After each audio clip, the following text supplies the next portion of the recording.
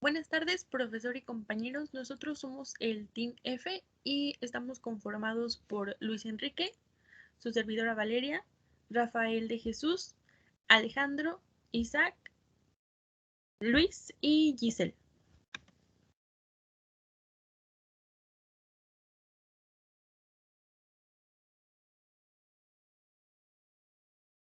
Buenas tardes, compañeros. Yo les voy a hablar sobre la historia mundial del transporte ferroviario. Hace más de 2000 años, en las antiguas civilizaciones de Egipto, Babilonia y Grecia, las personas y las mercancías se transportaban con carros tirados por animales, caballos o toros, y sus ingenieros rápidamente se dieron cuenta de que los animales usarían mucha menos energía si el coche viajaba por carreteras predeterminadas, sin poder conducir o viajar por terrenos irregulares. Para hacer posible esta nueva forma de transporte, construyeron carreteras con restricciones de ruedas preconstruidas. Esos fueron los primeros ferrocarriles del mundo y todavía se pueden encontrar restos arqueológicos en Italia y Grecia. La siguiente, por favor. Eh, el tren es consecuencia de la revolución industrial del siglo XVIII, que significó un vuelco en lo que se consideraba ciencia y tecnología. Se ampliaron los límites de lo que podía hacerse para lograr que el mundo sea un lugar más acorde a los deseos y necesidades humanas. El primer país donde se introdujo el ferrocarril arrastrado con una locomotora fue Inglaterra, en 1804, por Richard Trevithick. Adaptó la máquina de vapor a la primera locomotora. En 1825 se construyó la primera línea pública que corría de Stockton a Darlington, y en 1830 se puso en marcha la primera línea para pasajeros que corría de Liverpool a Manchester. Inglaterra, como iniciadora de la revolución industrial y líder de la producción de mercancías, requería del ferrocarril para distribuir sus productos con mayor rapidez y para transportar a menos costo las materias primas necesarias para la producción industrial. La siguiente, por favor.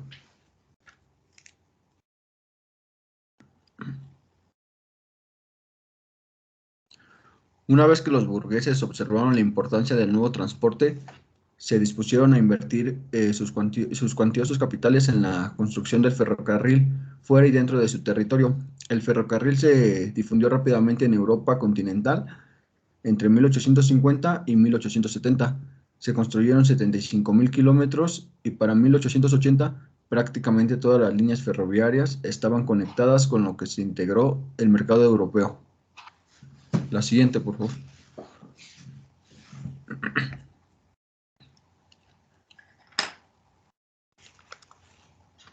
Estados Unidos fue el primer país en América en introducir el ferrocarril, a diferencia de Inglaterra, que primero desarrolló la revolución industrial y posteriormente el ferrocarril. El proceso de la industrialización norteamericana fue simultáneo al ferrocarril y se extendió a una velocidad asombrosa.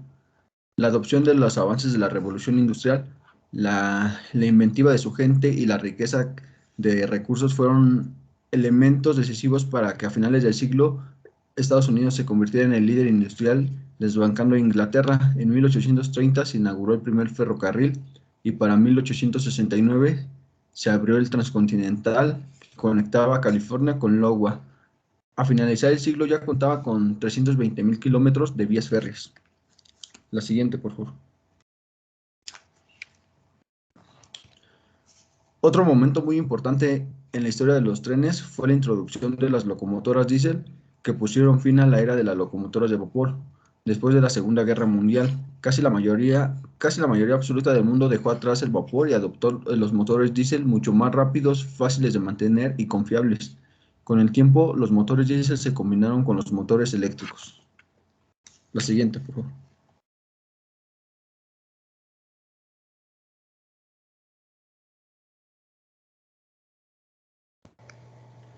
Buenas tardes, compañeros. Yo les voy a hablar acerca de la historia nacional del transporte ferroviario.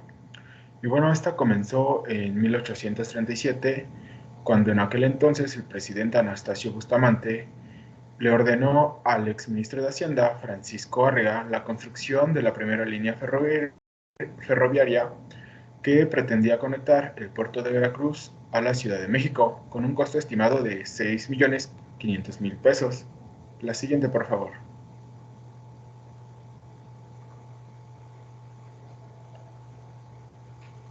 Pasaron 25 años para 1862 y apenas habían construido 41 kilómetros que operaban normalmente. Y a pesar de el esfuerzo y el entusiasmo que se le estaba colocando a la obra, no fue después de 10 años que se logró completar en el mandato del presidente de Sebastián Lerdo de Tejada, y donde el primer tren procedente de la Ciudad de México llegó al puerto de Veracruz. La siguiente, por favor.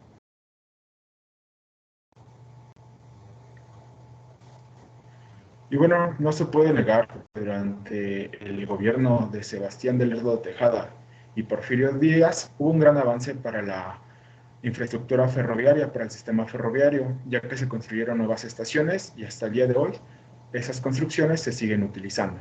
La siguiente, por favor.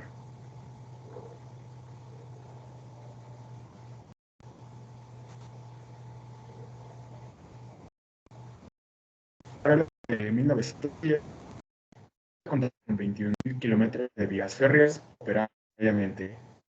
Y durante los últimos años de gobierno del Porfiriato, se creó Ferrocarriles Nacionales de México, que era un organismo del Estado que servía pues para administrar todos los ferrocarriles del país. La siguiente, por favor.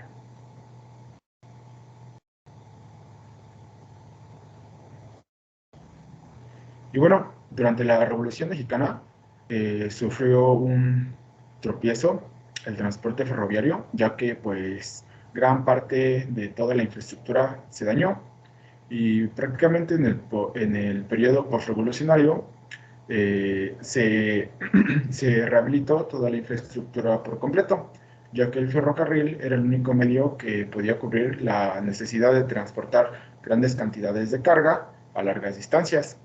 Sin embargo, en el año de 1926 sufre otro tropiezo en el mandato de Plutarco Elías Calles, que entregó los bienes ferroviarios a quienes presentaron los títulos de propiedad idóneos, y esto provocó que se volviera a fragmentar el transporte ferroviario en México. La siguiente, por favor.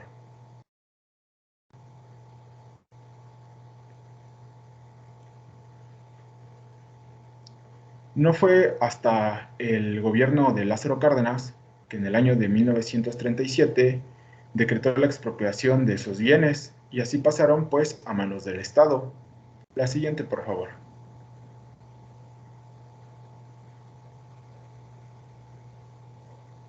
Y en el año de 1938 se logró nacionalizar los ferrocarriles nacionales de México, y que realmente fue un gran factor determinante para la infraestructura y desarrollo en la parte norte del país. La siguiente, por favor.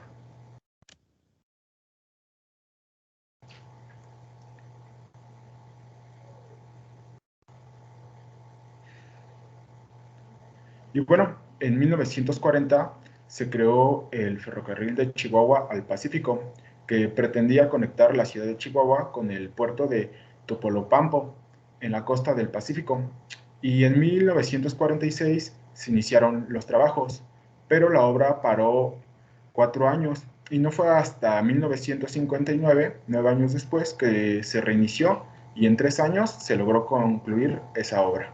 La siguiente, por favor.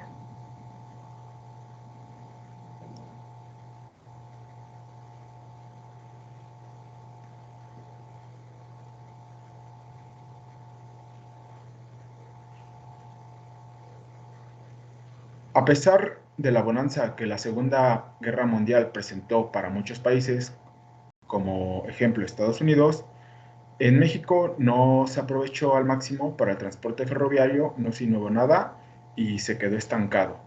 La siguiente, por favor.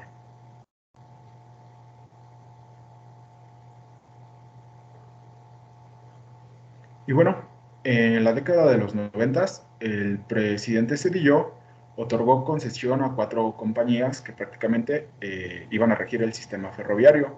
De igual manera, se entregó una concesión por 1.400 millones de dólares a TFM, asociada con la estadounidense Kansas City. La siguiente, por favor.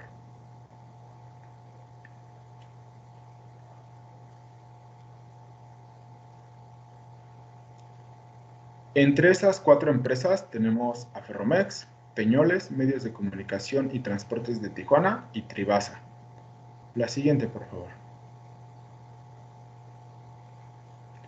Y bueno, en 1999, el organismo Ferrocarriles Nacionales de México, pues dejó de administrar y operar las vías generales, así como de prestar servicios. La siguiente, por favor. Y bueno, actualmente 3 empresas dominan el sistema ferroviario con más del 90%, que vienen siendo Ferromex, Ferrosur de Grupo México y Kansas City. La siguiente, por favor.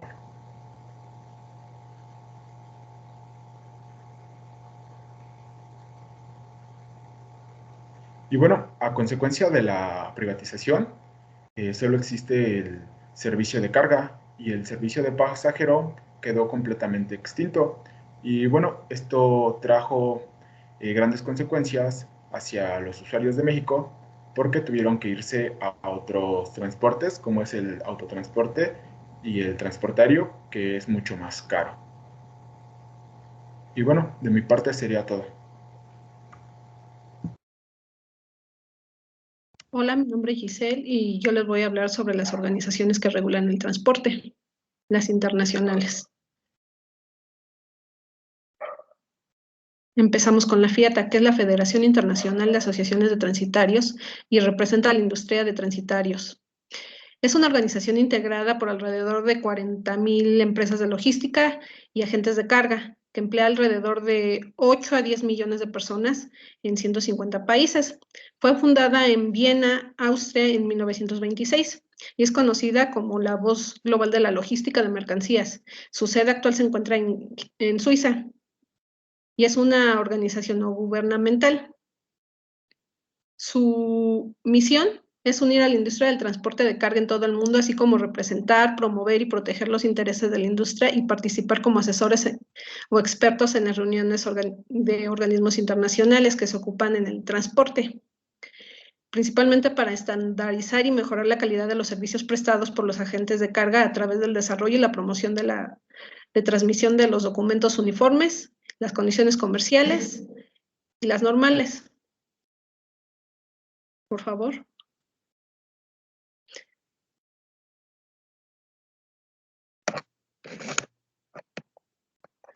La siguiente es la UIC, que fue fundada en París el 17 de octubre de 1922, con 51 miembros de 29 países. México es miembro a través de la ARTF, que es la Agencia Reguladora de Transporte Ferroviario desde el 2018. La Unión Internacional de Ferrocarriles es una organización no gubernamental que representa a la industria ferroviaria, establece y publica estándares para los sectores ferroviarios como los vagones, equipo ferroviario y estaciones de ferrocarril. También es responsable de la Carta Aporte Ferroviaria, que es la CIM por sus siglas en inglés.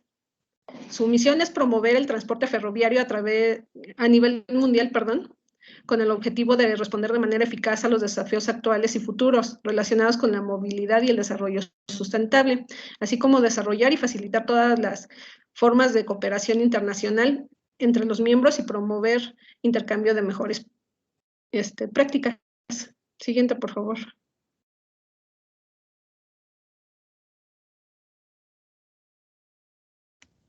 Otra de las organizaciones es ALAF, que es la Asociación Latinoamericana de Ferrocarriles, y fue fundada en 1964.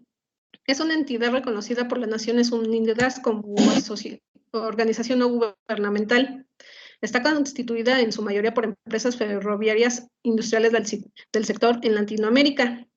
Su misión es potenciar el transporte ferroviario seguro, eficiente y económico, fomentando y fortaleciendo los ejes de interacción en Latinoamérica. México es miembro desde 1998 a través de la empresa Kansas City Southern de México SADCB. Por mi parte sería todo.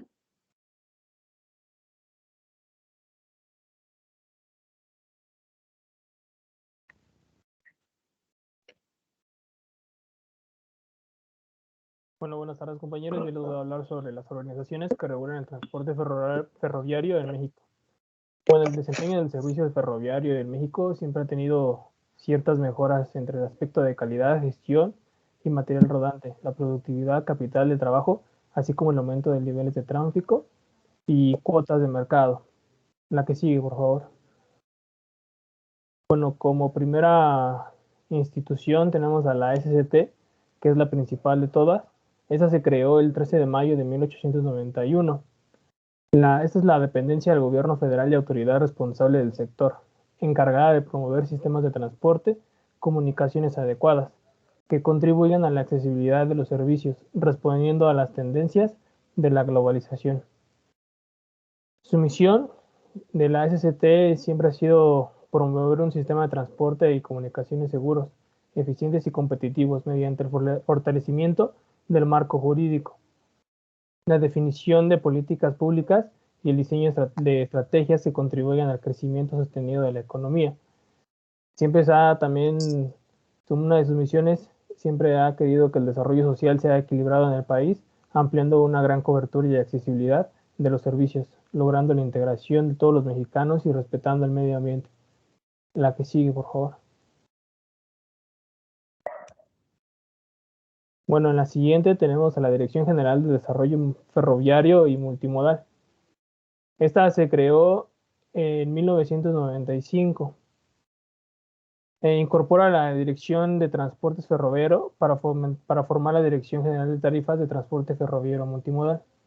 Su misión es el desarrollo eficiente del transporte en materia de tarifas, transporte ferroviario y multimodal a través de la supervisión, verificación y sanción por el incumplimiento de la normatividad respectiva con autonomía técnica y operativa. La que sigue, por favor. También tenemos lo que es la Agencia Reguladora del Transporte Ferroviario, como sus siglas lo indica, la ARFT, la cual se creó en 1995. Esta se creó con una recuperación completa en el desempeño del sector ferroviario mexicano, después de una serie de enmiendas de la ley de 1995, en la cual se crea esta institución. Su misión principal es promover un sistema de ferroviario seguro, eficiente y competitivo mediante la regulación, vigilancia y verificación de la construcción, operación, explotación, conservación y mantenimiento de la infraestructura ferroviaria, así también como el servicio público de transporte ferroviario y sus servicios auxiliares, garantizando la interconexión de las vías generales de comunicación. Eso sería todo por mi parte.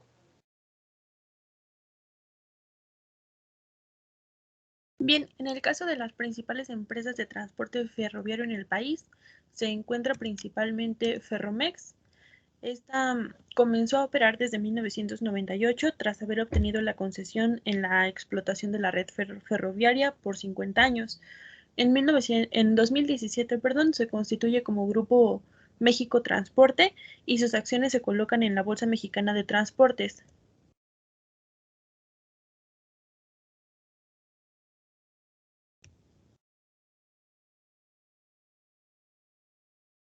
Este opera las vías ferroviarias más extensas de México, con una red de 11.000 kilómetros que cubren aproximadamente el 71% del área geográfica de México, casi el 80% de las áreas industriales y comerciales del país.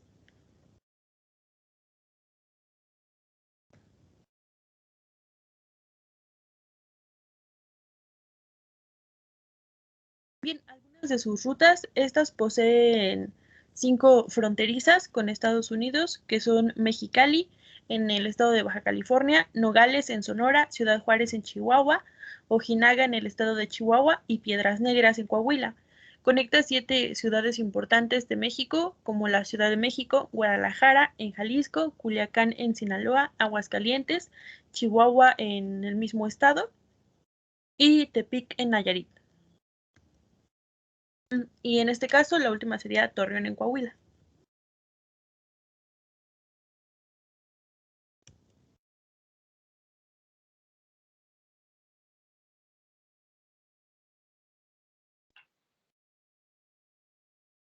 Ferrovalle es una empresa que opera ferrocarriles y terminales en los alrededores de la Ciudad de México.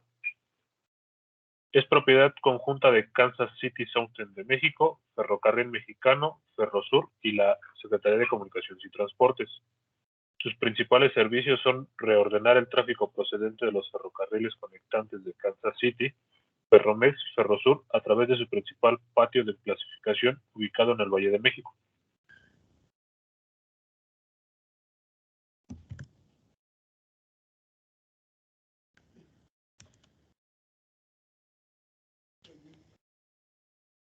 ¿Sabías que el patio de clasificación de Ferrovalle es la vía más grande de Latinoamérica con 48 vías? Movemos más de 60 trenes diarios, los 365 días, y anualmente se trasladan 70 millones de toneladas.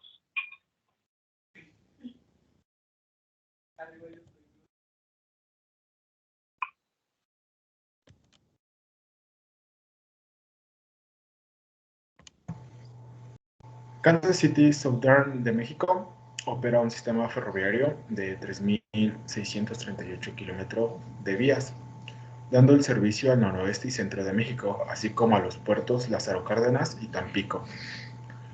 Es una de las principales líneas férreas mexicanas que proporciona una conexión directa entre Estados Unidos y el corazón industrial de México. La siguiente, por favor.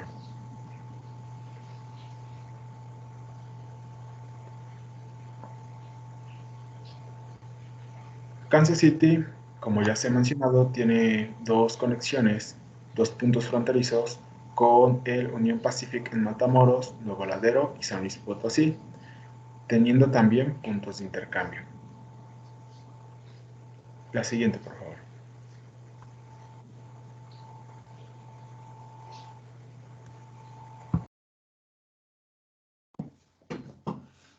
El Ferrocarril del Istmo de Tehuantepec SADCB, por parte de la Secretaría de Contraloría y Desarrollo Administrativo, mediante el Diario Oficial de la Federación del 23 de diciembre de 1999, destina a la Secretaría de Comunicaciones y Transporte los inmuebles de la Vía General de Comunicación Ferroviaria del Istmo de Tehuantepec.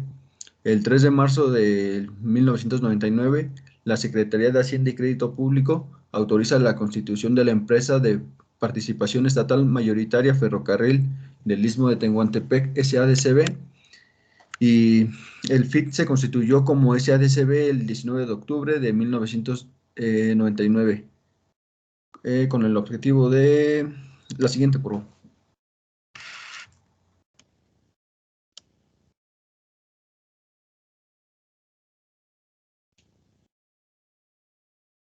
La siguiente, por favor. ¿O la misma se repitió?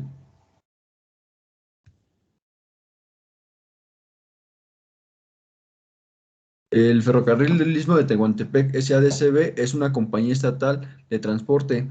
El Foro de Ingeniería del Transporte maneja 200 kilómetros de ferrovías que atraviesan el país desde Aguascalientes, el estado de Veracruz, hasta Salinas Cruz, en el estado de Oaxaca. La empresa administra, mantiene y repara más de 100 puentes y 5 estaciones de carga de carga medias, Aguas, Matías, Romero, Lagunas, Ixtepec y Salinas Cruz.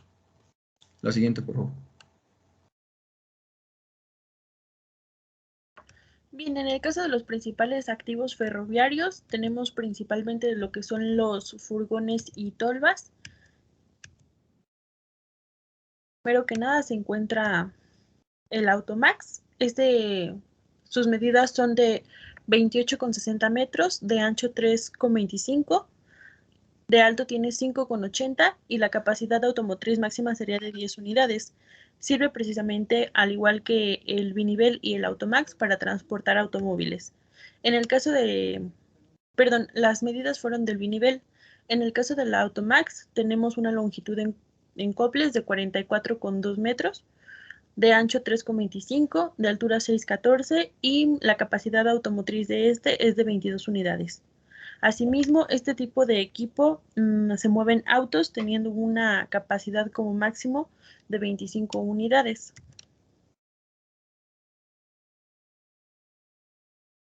En el caso del trinivel, tiene una medida de 28,6 metros, de ancho 3,25, de altura 5,80. Su capacidad automotriz máxima es de 15 unidades. Y en el caso ahora del carro tanque, su longitud es de 12,3 metros, una longitud en coples de 13,3, altura de 4,8 metros, y una capacidad de 66.525 litros. Su peso neto sin carga, que sería como la tara, hablando en el caso de un contenedor, es de 37,19 toneladas. Este tipo de equipo se mueven líquidos y principalmente químicos como pueden ser materiales peligrosos como soda cáustica, amoníaco, combustibles, así como aceites y ácido sulfúrico.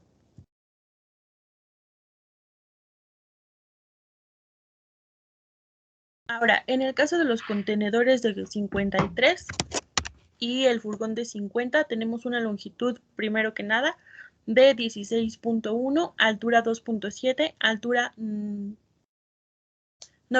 perdón, el ancho sería de ancho de 2.63 y una capacidad de carga de 22.000 toneladas. En este tipo de equipo, al igual que en este tipo de equipo se enfoca principalmente en los productos terminados como autopartes, cerveza, alimentos y electrodomésticos, al igual que en el furgón. Este, a diferencia, tiene una longitud de 15.4, longitud de concoples de 17.1, altura de 3 metros y una capacidad de 141 metros cúbicos.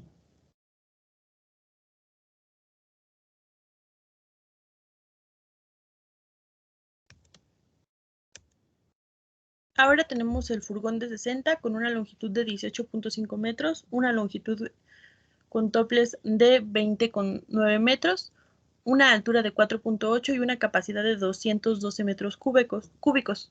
Su peso neto sin carga es de 35.3 toneladas y en este tipo de equipo movemos cualquier tipo de carga, como puede ser papel sanitario, productos terminados, láminas de AAA y así como botes de aluminio, entre otros.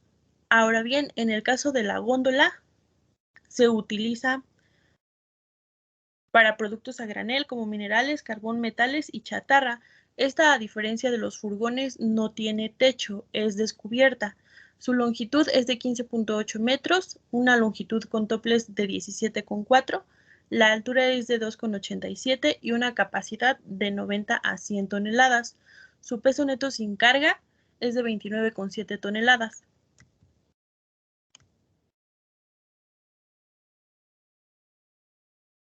Las góndolas multiuso se utilizan para mover distintos productos como minerales, carbón, metales y chatarra. Como le mencioné, no lleva cubierta. La longitud es de 15,8, la longitud es de 17,4, una altura de 2.5 y la capacidad es de 70,96 metros cúbicos.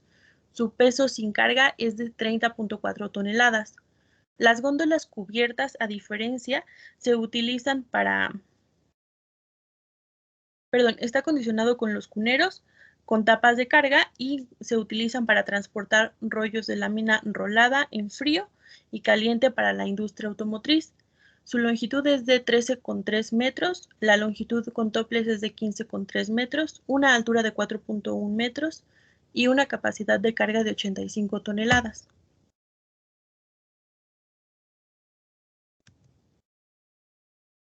Ahora tenemos una tolva cubierta jumbo. Este se utiliza principalmente para productos agrícolas a granel como maíz, trigo, azúcar, entre otros. Y la longitud es de 15,8 metros, una longitud con toples de 18,3 metros, la altura es de 4.7 y la capacidad es de 147 metros cúbicos. Su peso neto sin carga es de 28,3 toneladas. Y ahora, en el caso de la plataforma intermodal, esta se utiliza para mover más que nada contenedores, ya sean de 20 o 40 pies, así como de 53. La longitud es de 5 unidades de 89 metros. La longitud por unidad es de 17.8. La altura sin contenedores es de 3.3 metros y la capacidad de carga son 266 toneladas. El peso neto sin carga es de 98,4 y la capacidad de carga neta es de 101,7 toneladas.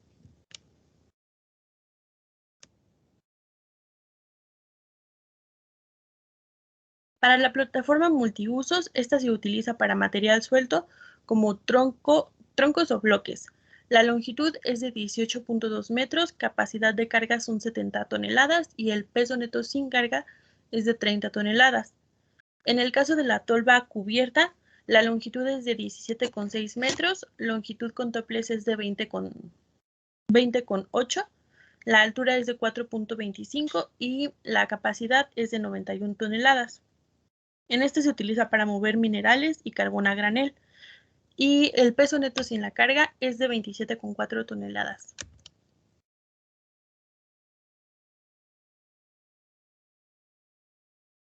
Para el caso de la tolva granelera, este se utiliza para mover maíz, trigo, granola, sorgo, frijol y semillas, todos a granel, y se mueven fertilizantes en este tipo de equipos. La longitud es de 15,8, longitud con toples es de 18,3 metros, altura es de 4,4 y la capacidad es de 128 metros cúbicos. El peso neto sin la carga es de 28,4 toneladas y la capacidad de carga neta es de 92.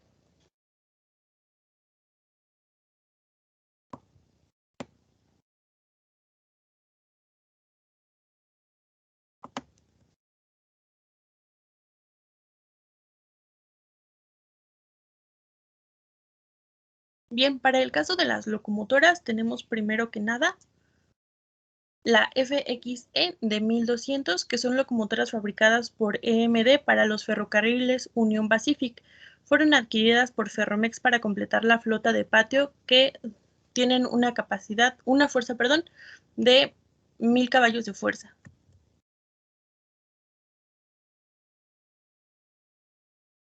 Ahora tenemos la FXE 1500 y SW 1504. Son locomotoras fabricadas por EMD. Entre estas son locomotoras que fueron construidas para patio, capaces de realizar servicios de camino con una potencia de 1500 caballos de fuerza. Fueron construidas entre 1973 y 1984. Las locomotoras operaron en Ferrocarriles Nacionales de México y trascendieron la privatización en 1998, pasando a manos de TFM, hoy Kansas City Southern de México, así como Ferromex y Ferrovalle. Tenemos las FX 2000 y las GP 38, que fueron construidas por EMD entre 1972 y 1986. Estas fueron pensadas en el servicio de camino ligero, son propulsadas por un motor de EMD y generan alrededor de 2000 caballos de fuerza. En los ferrocarriles nacionales de México fueron utilizadas para realizar maniobras de patio, transportar trenes de carga cortos y mixtos, así como los pasajeros, donde se ganaron esta reputación. Las FXE 3000 fueron construidas 1,143 unidades en total entre 1972 y 1986 en todas sus versiones. Trabajaron en México principalmente en Ferrocarril Sonora Baja California y en Ferrocarril Chihuahua Pacífico. Ferromex heredó estas potentes locomotoras que desarrollan alrededor de 3000 caballos de fuerza.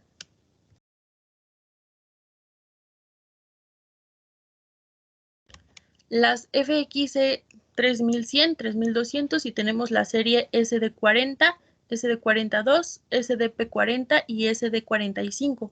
Estas locomotoras tienen una potencia de 3000 caballos de fuerza proporcionados por un robusto motor de EMD de 645 diésel V16 y un poderoso freno dinámico.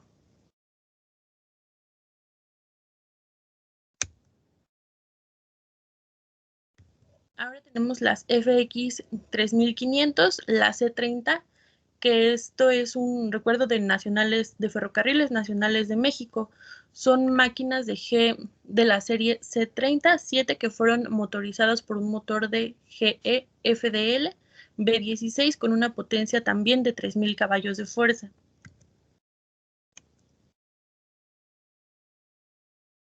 Tenemos las FXE 3700 y 3800 Super 7. Las Super 7 operan principalmente en Ferromex, en Kansas City Southern de México y en Ferrosur. Las locomotoras Super 7R y Super 7 C30 MP, que son con microprocesador, fueron operadas en México por Ferrocarriles Nacionales de México. Esto se denominó de la serie 14000 y 15000. asimismo siendo una de las últimas adquisiciones de Nacionales de México. Estas recibieron la numeración 3700 y 3800 en Ferromex y actualmente continúan haciendo los servicios de carga pesada en trenes especiales como el Ejecutivo o el Doctor Vagón. Asimismo, se hacen maniobras en patio, ayudan a trenes pesados cuando falta fuerza automotriz.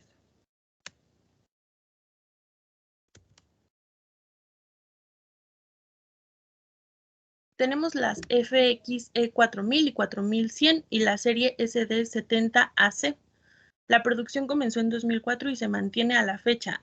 Las SD70AC están equipadas con un motor EMD16 710 G3C y las T2 que tienen una entrega de 4.300 caballos de fuerza. Los primeros modelos SD70AC se han desarrollado en 4.300 caballos de fuerza, mientras que las unidades posteriores han alcanzado 4.500 caballos de fuerza. Las FXC 4500 y AC 4400 CW es una locomotora llegada a México tras la privatización construida por General Electric Transportation Systems. Ferromex adquirió un parque de locomotoras de esta clase que asignó la serie 4500, dándonos la pista de su potencia de 4500 caballos de fuerza. En las FXE 4600, 4700, 4800 y las ES44AC, las primeras unidades de preproducción, se construyeron en 2003. Estas locomotoras entraron en servicio en Ferromex, en Kansas City y en Ferrosur, tras tomar Grupo México por su potencia de 4.400 caballos de fuerza.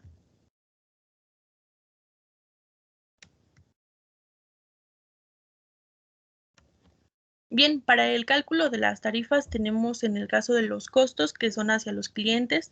Esto se calcula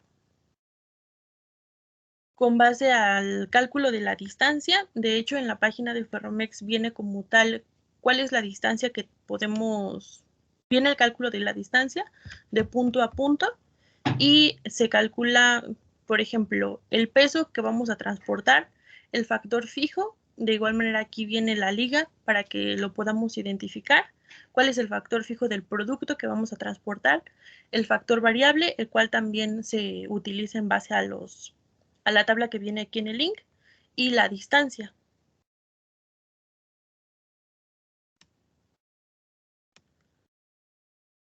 Y para el caso de los costos, 1 kilómetro de construcción metro en zonas urbanas, sin contar los trenes, viene costando alrededor de 60 millones de dólares más IVA. Un proyecto bien administrado puede costar hasta 30% menos. Los gastos de administrador de infraestructura ferroviarias de España en proyectos ferroviarios de alta velocidad establecen un costo promedio de 20 millones de euros, esto sin contar los trenes. Y algunos proyectos, según su complejidad, llegan a los 100 millones de euros por kilómetro.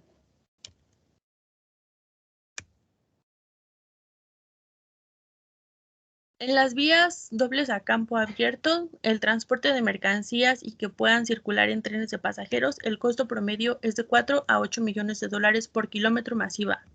El costo promedio por coche en trenes urbanos de pasajeros es de 2 millones de dólares masiva.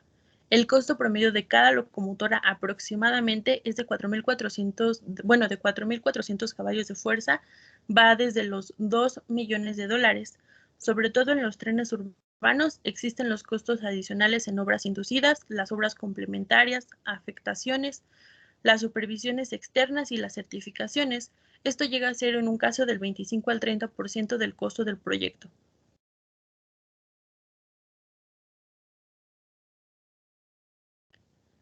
Ahora bien, en el caso de un vagón de carga, este varía desde los $200,000, que va desde la plataforma ferroviaria, hasta los más caros, que son los vagones conocidos como los carros tanque, los que son dedicados al transporte de mercancías peligrosas, con un costo aproximado de $500,000 más IVA.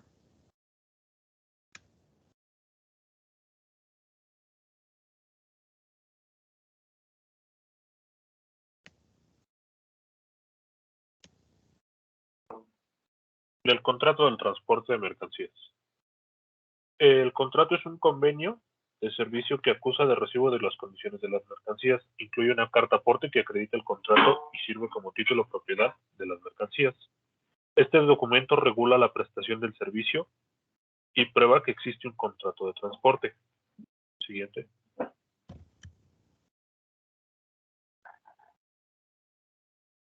¿Qué debe incluir en un contrato? Debe de incluir lugar y fecha de donde se esté emitiendo, los nombres y direcciones del cargador y porteador, o en su caso el destinatario. Siguiente.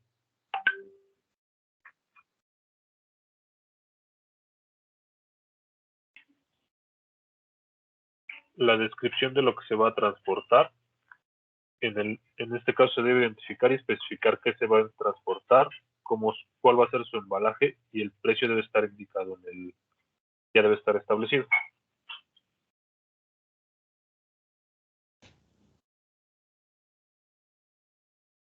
Indica los derechos y las obligaciones tanto del porteador, el destinatario y su cargador.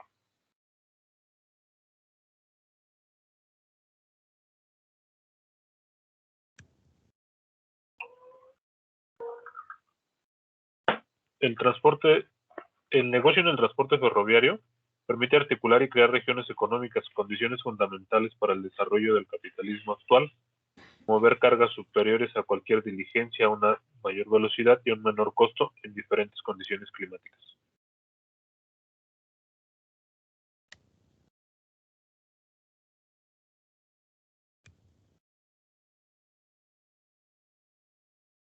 Su flexibilidad permite el transporte de una alta variedad de mercancía, tiene bajos riesgos, su nivel de siniestro es bajo en comparación al transporte carretero y preserva el medio ambiente, ya que podemos encontrar locomotoras diésel eléctricas.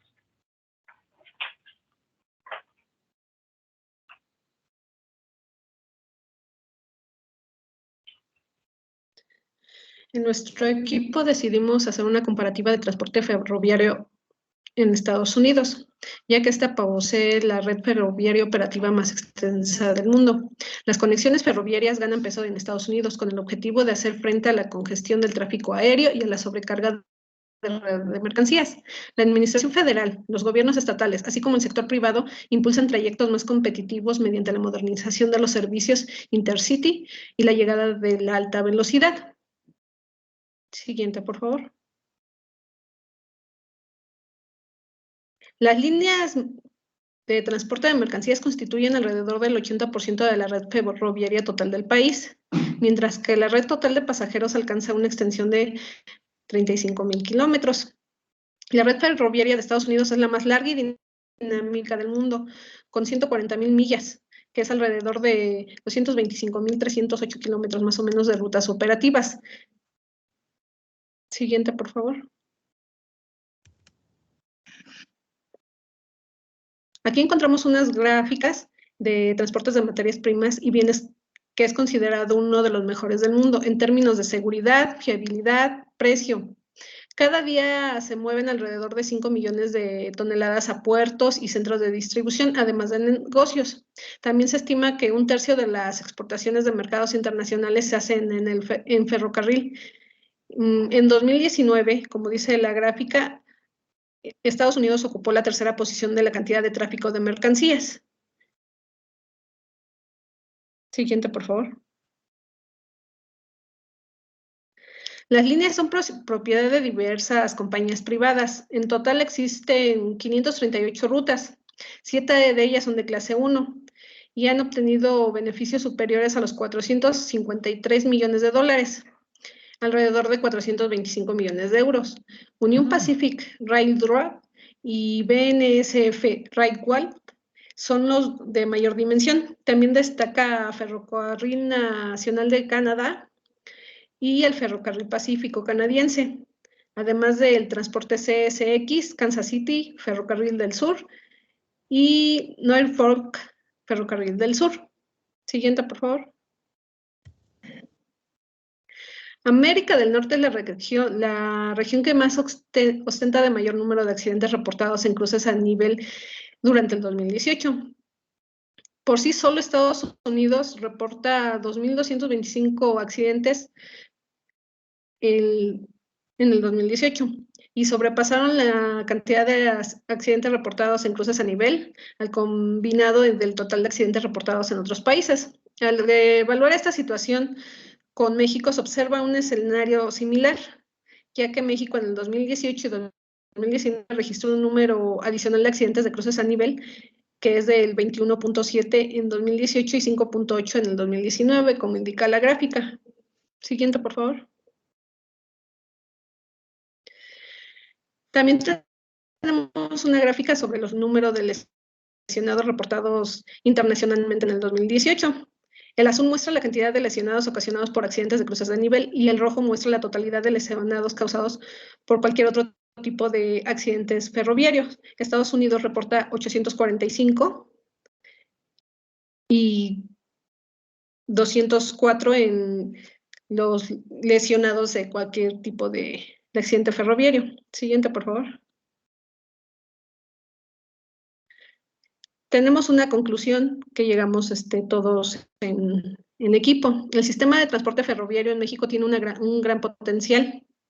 Gracias a las cualidades geográficas y el desarrollo de la industria, aunado a esto, la colindancia con Estados Unidos propicia que sea de las mejores alternativas de comercio. También acordamos que, conociendo el desarrollo que ha tenido a lo largo de estos años, el cual ha sido lento en comparación a otros países, y planteando su situación actual y su evolución a futuro, tiene un gran potencial, gracias a las cualidades geográficas e industriales que contienen. Siguiente, por favor.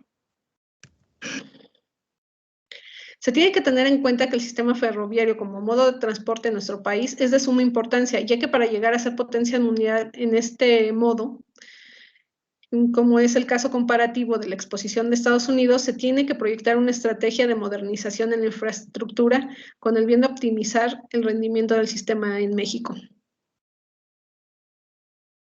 Siguiente, por favor. En esta diapositiva podrán encontrar nuestras referencias y por mi parte sería todo y les agradecemos.